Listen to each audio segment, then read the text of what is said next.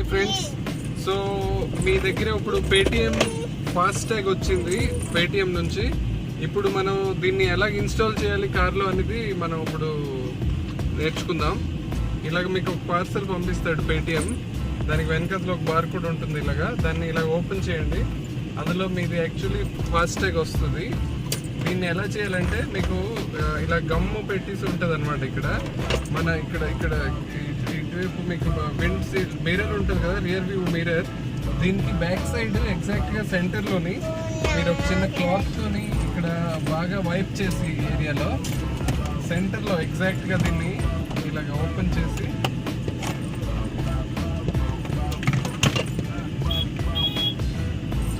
సెంటర్లో కరెక్ట్గా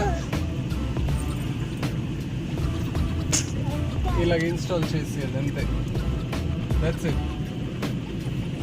ఇప్పుడు మీరు మేక్ షూర్ మీ పేటిఎం యాప్లోని మీ ఫాస్టాగ్ని ఎప్పుడు రీఛార్జ్ చేసి ఉంచుకుంటే మీరు ఎప్పుడైనా టోల్ ప్లాజా క్రాస్ అయినప్పుడు ఆటోమేటిక్గా ఇది స్కాన్ అయ్యి మనకి పేమెంట్ అయిపోయినట్టు నోటిఫికేషన్ వస్తుంది. Hope you like this video. Good day.